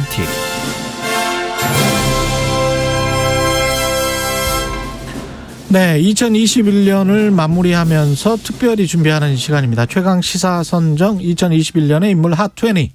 김준일 뉴스톱 대표 나와 계십니다. 안녕하십니까? 예, 안녕하세요. 예, 오늘 마지막 시간이네요. 그렇네요. 이제 예. 5명 남았습니다. 5명 남았습니다. 오늘의 첫 번째 인물, 16번째 인물일 예. 수도 있습니다. 정호연 씨. 정호연 씨가 누구지? 그러게요. 정호연이 누군가요? 예. 라고 하면은 뭐 요거를 얘기하면 딱 아실 거예요. 오징어 게임. 오징어 게임. 사실은 오징어 게임을 선정해야 되는데 사람이 아니라서 그렇죠. 선정을 못했고요. 정호연 씨는 그 여기에서 여성 이제 주연으로 나왔죠. 그래서 원래 모델이었습니다. 그러니까 가장 아마 신상의 변화가 큰 분이 이분일 것 같아요. 오징어 게임 전과 후로. 예. 그래서 원래 도전 슈퍼모델 코리아 시즌 4에서 준우승을 한 다음에 이제 모델로 계속 활동을 했는데 오징어 게임이 처음 데뷔작이라고 합니다. 연기 데뷔작. 예. 대박이 났어요. 그래서 원래 그 전에는 인스타그램 팔로워가 40만 명이었는데 지금은 2,400만 명이 됐다고 합니다. 40만에서 2,400만 명. 2,400만 명? 예, 예. 그 정도로 그러니까 이건 국내만으로 안 되는 거예요. 해외에서 이제 엄청 그렇죠. 팔로우를 했다라고 보시면 될 것 같고 미국의 MBC의 지미 펠런 쇼에 이정재 등과 함께 같이 나가기도 하고 국제적 유명세를 치렀어요. 새터민 새벽녘을 맡았었죠, 그렇죠. 이분이. 예, 예. 오징어 게임 보셨죠? 네, 봤습니다. 재밌던가요? 이 오징어 게임도 그렇고 지옥도 그렇고 거의 무슨 시리즈처럼 한국 그 드라마들이 넷플릭스를 휩쓸었습니다. 2021년 한 해. 계속 히트작이 계속 나왔죠. 예. 그거 지옥도 많이 눈길을 끌었고 마이 네임이라는 여성 킬러 그런 것도 조금 히트를 쳤고요. 전 세계적으로 보면은 한국 드라마가 넷플릭스로 좀 활짝 폈다라는 그렇죠. 건데 이게 아마 지상파에서 했을 때 나오는 어떤 금기들 이런 것들을 과감하게 깨면서 KBS에서는 나오기 힘들잖아요. 청소년들 할 수가 없어요. 그러니까요. 예. 마이네임 이런 거는 절대 할 수 없어요. 그러니까요. 예. 예전에 한번 분통을 터뜨리셨는데. 예. 오징어 게임도 할 수 없죠. 할 수 없죠. 예. 예. 시뻘겋게 피 나오고 이러면 할 수 없습니다. 예. 근데 어쨌든 굉장히 지금 넷플릭스에서는 한국 드라마가 엄청 인기고 오징어 게임 같은 경우에는 그 94개국에 지금 넷플릭스가 서비스가 되는데 전체 94개국에서 모두 1위를 했습니다. 예. 그 정도로 1억 1,000만 명이 시청을 했을 정도로 히트다. 그래서 외신에서는 이제 드라마의 역사는 오징어 게임 전과 후로 나뉜다. 이런 얘기를 할 정도로 좀 과장이 좀 심하다고 봤는데 예. 어쨌든 그 정도로 주목을 받았죠. 예. 이게 결국은 자유가 만개한 곳에서 경쟁력이 충분히 있을 수 있다. 한국의 드라마들이. 그리고 사실 이제 KBS 이야기 했습니다마는 심의나 이런 것들 때문에 잘 조심해서 보셔야 될 것 같아요. 그러니까 예. 이게 어느 정도 이게 사실은 규제 악영향이거든요. 예. 규제를 너무 심하게 해버리면 그러면 이런 좋은 작품을 만들 수가 없고 심의위원들 자체가 어떤 고정된 관념에 따라서 과거에 그런 미국의 다큐멘터리가 있었습니다. 미국 영화 심의하는 사람들의 인종, 나이, 성별, 학력 수준 등을 다 폭로해버리는 그런 다큐멘터리가 있었거든요. 예. 굉장히 고정돼 있다. 고착돼 있고 과거 회귀적이다. 근데 이런 사람들이 자신들의 잣대로 18세 이상 뭐 18세 이하 이런 것들을 선정을 하는 게 이거는 꼭 볼 수 있어. 보지 말아야 돼. 이게 인간의 자유와 맞는 것인가. 이런 것들은 좀 흥미진진한 이야기거리입니다. 사실은. 지금 뭐 KBS 심의위원들 디스하신 겁니까? 아니면 전반적으로 저는 심의라는 이 제도 자체가 2중 3중으로 있는 한국의 언론 상황은 이거는 좀 비정상적이다라고 봐요. 예. 그러니까 어쨌든 말씀하신 거 저도 거의 충분히 공감하고요. 예. 이게 이제 우리가 예전에 뭐 한류의 성공 방식 뭐 이런 거 뭐 방정식 이런 것들 얘기를 했는데 그런 게 별로 의미가 없어졌다. 그러니까 그냥 한국이 겪고 있는 어떤 사회상이나 이런 문화들이 사람들한테 공감대가 많이 있는 것 같아요. 그래서 억지로 뭔가를 만들어내려고 하는 것보다 그냥 다양하게 지금 나오고 그렇습니다. 있잖아요. 예. 예. 미나리도 그렇고 뭐 이런 것도 그렇고 예. 사람을 인간의 어떤 합리적인 선택이나 이런 것들을 못 믿고 본인들만 합리적으로 선택할 수 있다는 오만으로 비춰질 수가 있기 때문에 이런 것들은 철학적으로 좀 다시 한번 우리가 생각을 해봤으면 좋겠습니다. 예. 제도들에 관해서는 두 번째 인물은 홍남기 경제부총리입니다. 예. 홍남기 경제부총리가 솔직히 저는 이렇게 오래 하실 줄 몰랐어요. 금방 경질될 줄 알았습니다. 이분이 얼마나 오래 됐냐면요. 지금 2018년 12월 11일에 취임을 했어요. 그러니까 취임 3주년이 넘었습니다. 이게 뭐 대단한 거냐라고 할 수 있는데 일단은 78년 이래로 43년 만입니다. 이렇게 오래 하신 분이. 그러니까 그 박정희 정권 때는 이를테면은 뭐 9년짜리 뭐 남덕우 뭐 전 국무총리 경제기획원 장관을 역임을 했거든요. 뭐 이런 분들도 있었어요. 근데 그 다음에는 사실은 그 이명박 정부 때 윤증현 장관 이후로 1000일을 넘은 사람이 없었어요. 되게 예전에는 막 1년 단위로 교체됐거든요.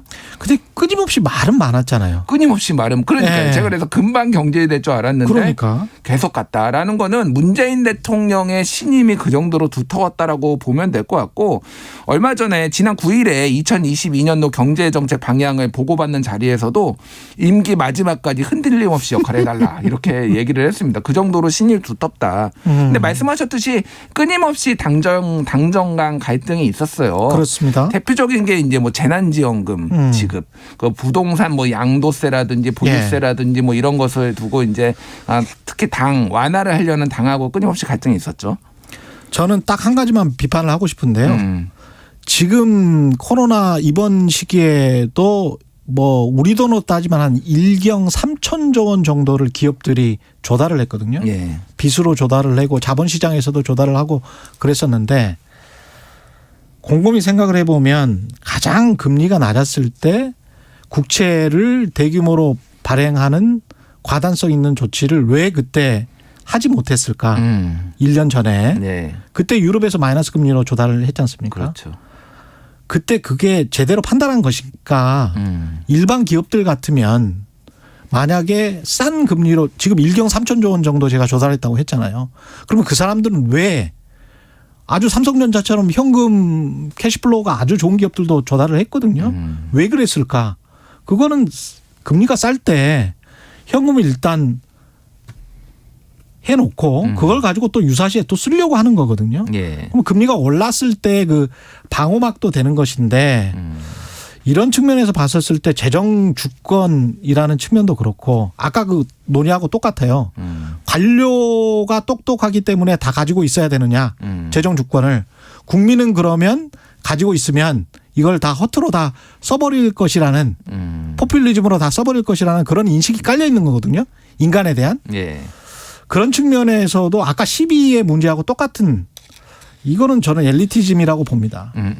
그런 부분에 있어서 저는 뭐 일리 있는 지적이라고 보고 과도하게 방어적으로 지금까지 재정 운용을 했다라는 지적들도 있어요. 결과적으로 보면은 자영업자들이 굉장히 고통을 받고 있는데 그런 부분들은 분명히 비판의 지점이 있지만은 재정 건전성에 대해서 강한 신념이 또 있었다 이렇게 볼 수도 있어서 그렇습니다. 그런 부분들은 뭐 이제 평가하실 좀 나누고 평가가 나뉠 것 같아요. 모든 경제 정책은 양면이 있으니까요. 그렇죠. 긍정적인 측면도 분명히 있습니다.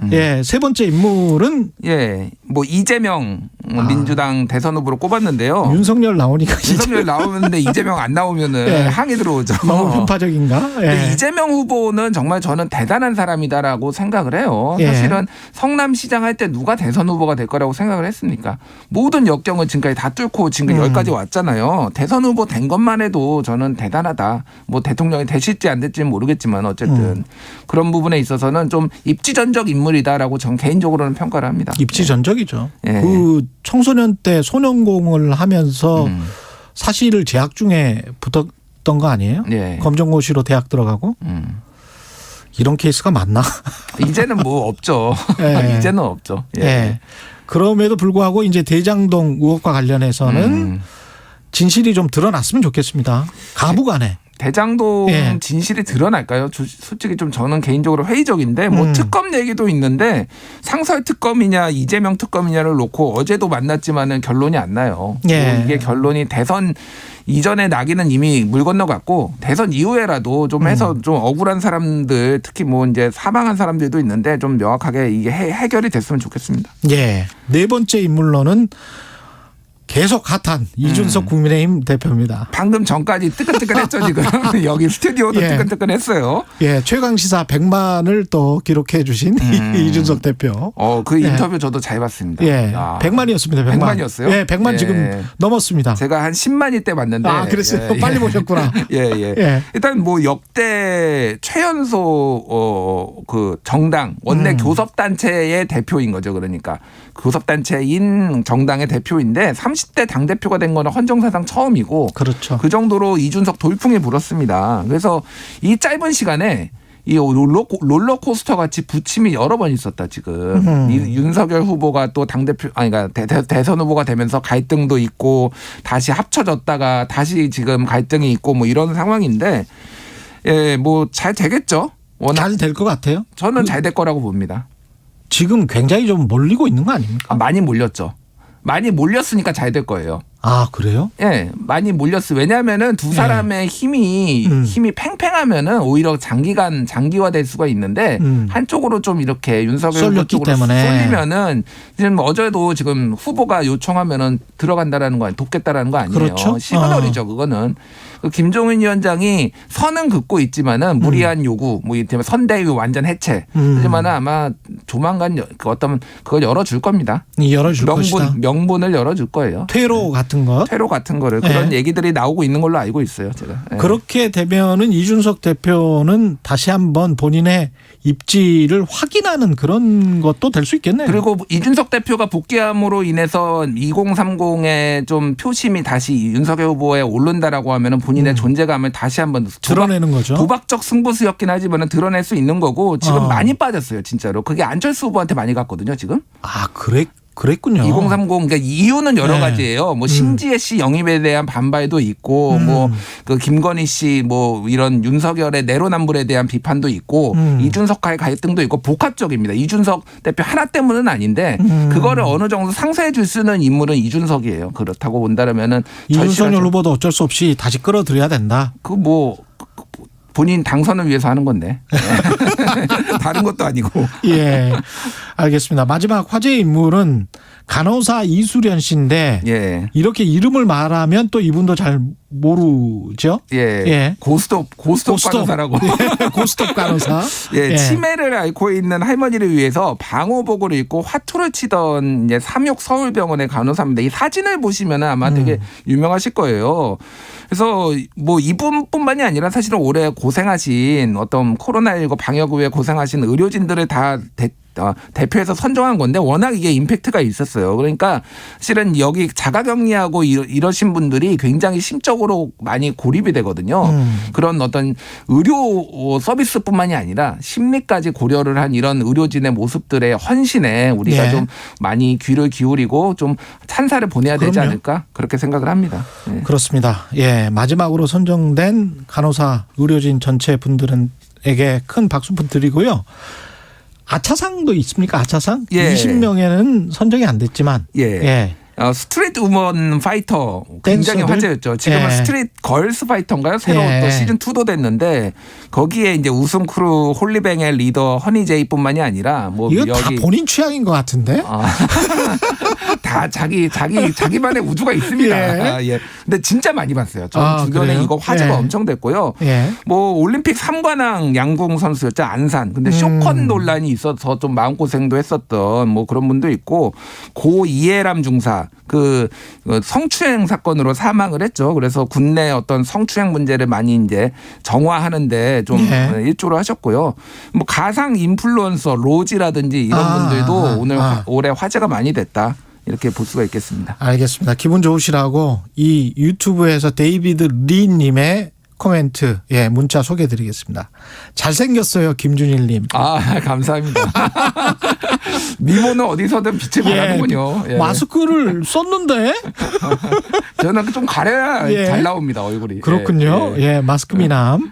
지금까지 김준일 뉴스톱 대표였습니다. 고맙습니다. 감사합니다. KBS 1라디오 최경영의 최강시사 듣고 계신 지금 시각은 8시 45분입니다. 이 시각 출근길 교통정보입니다. 평소보다 출근 교통량은 많지 않지만 도로가 많이 미끄러워서 차량들이 속도를 평소만큼 내지 못하고 있습니다. 안전운전에 더욱 신경 쓰셔야겠는데요. 영동고속도로 강릉 쪽으로는 둔대분기점에서 부곡 사이와 신갈분기점 부근, 또 용인에서 양지터널 사이로 정체입니다. 중부고속도로 남이 쪽으로는 하남에서 산곡분기점 사이와 또 광주분기점 일대로 정체고요. 반대 하남 쪽으로는 진천터널 일대로 3km 구간에서 정체입니다. 평택 시흥고속도로에서는 평택 쪽으로 남한산 일대 3km 구간과 더 가서는 송산마도 부근 6km 구간에서 더디게 지납니다. KBS 교통정보센터에서 김민희였습니다. 여러분은 지금 KBS 1라디오 최경영의 최강시사와 함께하고 계십니다. 네, 우리나라가 남극에 1740km에 이르는 내륙길을 뚫는데 성공했다고 합니다. 남극 내륙 진출로를 확보한 7번째 국가가 됐다는데요. 이게 어떤 의미인지 극지연구소 이강현 미답지 연구단장과 이야기 나눠보겠습니다. 안녕하세요. 네, 안녕하세요. 극지연구소 미답지 연구단장 이강현입니다. 미답지라는 것은 사람의 발길이 닿지 않는 땅을 연구하는 분이신가요? 예, 맞습니다. 남극에는 아직도 사람이 발길이 닿지 않은 지역이 많아서 그쪽을 지금 개척하는 그런 업무를 담당하고 있습니다. 이게 우리나라가 남극의 1740km에 이르는 내륙 진출로를 확보했다. 이게 무슨 의미입니까?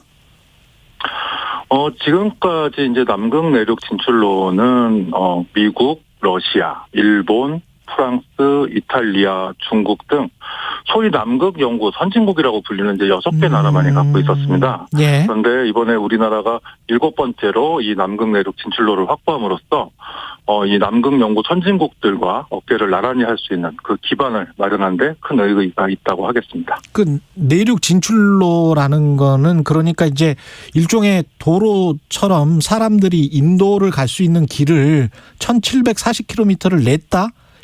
가봤다 이런 겁니까? 사실은 이제 저희가 그 우리나라에서 이제 도로 포장하듯이 이런 식의 이제 길을 만드는 건 아니고요.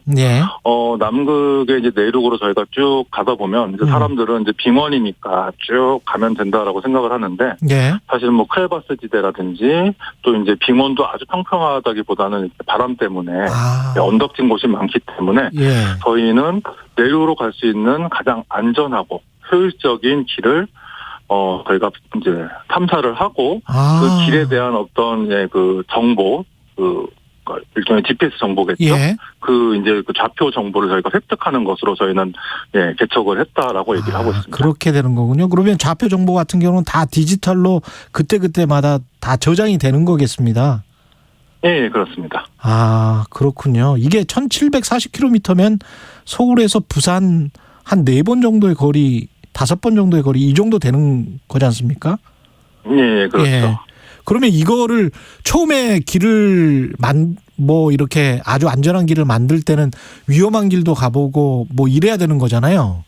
그러면서 이렇게 맞습니다. 길을 찾는 거잖아요.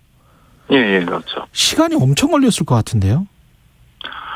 예, 사실 저희가 이제 남극 내륙에 이제 길을 찾기 시작한 거는 지난 2017년부터예요. 예. 2017년부터 저희가 이제 그 장보고 기지로부터 내륙으로 갈 수 있는 길을 이제 매년 이제 조금씩 개척해가지고 올해 이제 저희가 1차 이제 목표라고 생각을 하고 있는 그 남극 내륙 연구 거점과 콩코르디아 기지까지의 길을 개척하게 된 겁니다. 정말 대단한 거군요. 생각해 보니까 김종문님은 크레바스는 어떻게 피해가나요? 크레바스 보통 사람들이 그냥 작은 뭐 이 정도로 생각하시는 분들도 있을 것 같은데 어마어마한 규모 아닙니까? 그렇죠. 크레바스는 뭐 작게는 그러니까 수십 센치부터 큰 거는 저희가 확인한 바에 따르면 50m 폭의 크레바스까지도 저희가 이제 확인을 했고요. 예. 예. 그래서 저희는 사실 이제 크레바스가 큰 위험으로 항상 다가오기 때문에 저희 탐사 시작 전부터 저희는 이제 크레바스에 대한 대비를 하게 됩니다. 그래서 먼저 남극으로 떠나기 전에는 항공우주연구원이나 강원대학교 등의 이제 위성 탐사 전문가분들하고 위성 자료를 보면서 이제 1차적으로 크레바스의 위치를 파악을 하게 되죠. 그런데 크레바스는 또 빙하가 흘러가면서 계속 위치가 또 변화하게 되거든요. 그렇게 되네요. 일단 2차적으로는 또 현장에 도착해서 육상 레이더 탐사를 통해 가지고 보다 자세한 위치 또는 이제 표면에 드러나지 않는 이제 크레바스 등을 또 조사를 하게 되죠. 근데 이러한 대응에도 불구하고 사실 저희가 전혀 예상치 못한 지역에서 크레바스에 빠지는 사례는 거의 지금 매년 발생을 하고 있었어가지고 앞으로는 저희가 이제 무인 탐사 차량을 개발 중에 있는데 이 차량을 활용해서 보다 넓은 지역에 걸쳐서 이제 크레바스 탐사를 수행하고 안전한 루트를 확보할 계획입니다. 실제로 탐사 대원들 중에 크레바스에 빠질 뻔한 그런 위기도 있었습니까? 그 몇 번 언론 보도에서 지금 나온 바도 있었는데 거의 지금 올해를 제외하고 작년까지 거의 그러니까 지난 5번의 탐사 기간 동안에 거의 매년 한두 번씩은 크건 작건 크레바스에 빠져서 저희가 고생한 경험이 있습니다. 하지만 다행히 이제 그 대원들 중에서 다치거나 하신 분들은 없었습니다. 그렇군요. 인명사고는 없어서 다행입니다. 힘든 점도 굉장히 많을 것 같은데 일단 춥고 어떻게 며칠 동안 이렇게 계속 가다 보면 어떻게 하나요? 이런 일들을? 일단 힘든 점부터 좀 말씀을 드리면은 당연히 이제 우리나라 한여름에도 한 영하 30도 이하의 진짜 혹한의 환경 그리고 또 이제 좀 전에 말씀드린 크레바스의 위험 또 이제 저희가 물자를 계속해서 이제 장보기지에서 보급받는 게 아니라 저희가 이제 한정된 물자만을 갖고 추가 보급 없이 이제 내륙 탐사를 진행을 해야 되기 때문에 이제 물자가 제한되는 등의 이제 여러 가지 제약 사항들이 있는데 그 중에서도 가장 큰 어려움은 아무래도 오랜 기간 가족들하고 멀리 떨어져서 특히 연락도 잘 주고받기 힘들거든요. 그래서 그 부분이 가장 어려웠던 것 같습니다. 한 번 이렇게 탐사를 시작하면 몇 개월 이렇게 하는 거죠? 그렇습니다. 지금 올해 같은 경우에는 사실 저희 이제 그 탐사대원들이 한국을 출국한 거는 10월 5일이었었어요.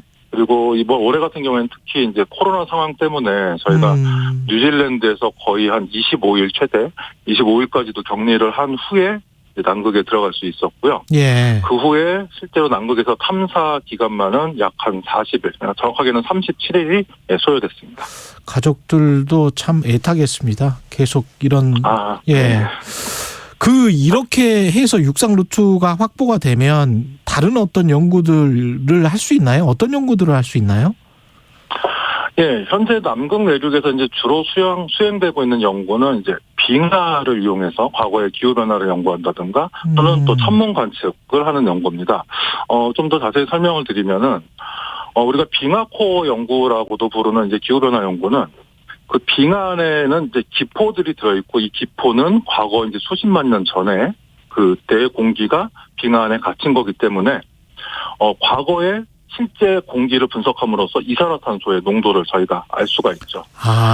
특히 해양 최적물 연구를 통해서 사실 지금부터 150만 년 이전에는 대기 중의 이산화탄소가 지금과 비슷한 수준이었다라고 지금 추정이 되고 있습니다. 하지만은 정확한 농도를 알기 위해서는 저희가 이제 빙하를 이용해서 분석을 함으로써 과거에 정확한 이제 이산화탄소 농도를 알 수가 있고 또 이러한 과거에 이와 같이 높았던 이산화탄소 농도가 어떠한 이유로 그러면 산업혁명 이전 수준으로 낮아졌는지를 우리가 알게 된다면은 앞으로 그러면은 지금같이 높은 이산화탄소 상황에서 앞으로 기후가 어떻게 변할지를 또 정확하게 예측할 수 있는 그런 또 연구가 되겠습니다. 아, 진짜 중요한 연구네요. 이게 그 독자적으로 내륙 기지 같은 것도 건설할 계획이 있습니까? 현재 지금 공식적으로 남극 내륙기지 건설을 논의 중에 있지는 않습니다. 하지만은 앞으로 좀 전에 말씀드린 것과 같이 본격적인 남극 내륙 연구를 이제 수행하려면은 장보고 기지에서는 내륙 연구를 지원하는데 한계가 있기 때문에 내륙 연구를 지원할 수 있는 추가적인 연구 거점이 필요할 것이라고 생각하고 있습니다. 이게 사람들이 이제 빙하가 녹고 있다 뭐 이런 이야기 많이 하던데 어떻습니까? 실제로 남극 가보시면 빙하가 녹고 있습니까? 남극의 상황은 지금 어떻습니까? 뭐 남극도 사실은 이제 남극이 거의 북미 대륙보다도 큰 이제 대륙이다 보니까는 지역마다 이제 많이 차이가 나는데 저희가 탐사했던 지역의 경우에 이제 지난 이제 탐사 초창기 2020년 이전까지만 해도 저희 그 빙원에 위치한 베이스 캠프에서 기온이 한여름에도 영하 20도 이상 올라가진 않았었거든요. 그랬는데 지난 2020년에는 영하 15도까지 온도가 올라갔었고 이번 탐사 때는 영하 12도까지도 지금 온도가 올라가고 있는 상황이라서 확실하게 빙하가 이제 날이 따뜻해지고 있다는 걸 느낄 수 있고 특히 또 탐사 루트 탐사로 이제 중간에 보면은 빙붕지대를 저희가 지나게 되는데 예전에는 이제 얼음이 다 얼어져 있어가지고 이제 판판하던 이제 지역이 표면에 얼음이 녹으면서 얼음 아래에 있던 바위들이 드러나서 이번에는 특히 바위를 피해가는데 또 시간이 많이 걸리기도 했습니다. 알겠습니다. 이 지금 K 루트 내륙 진출로를 통해서 어떤 그 경제적인 효과도 있을까요? 마지막으로? 지금 저희 극지연구소에서는 이제 우리나라의 다양한 탄하견 기관들과 남극 내륙의 이제 특수한 이 환경을 이용해서 극한지 공학 분야의 기술을 개발하는 이런 시험대로 사용하기 위한 계획을 논의 중에 있습니다.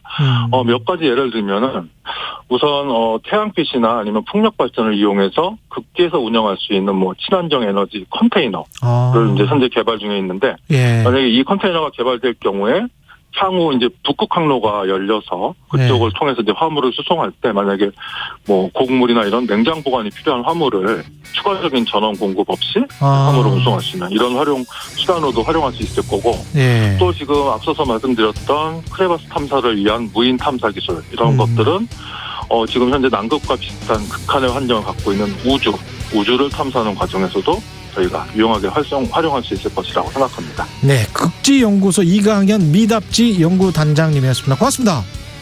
네, 감사합니다. 코로나19 상황이 심각해짐에 따라 사회적 거리 두기가 다시 시행됩니다. 내년 1월 2일까지 수도권과 비수도권 상관없이 전국에서 동일하게 4명까지만 사적 모임이 허용됩니다. 영업시간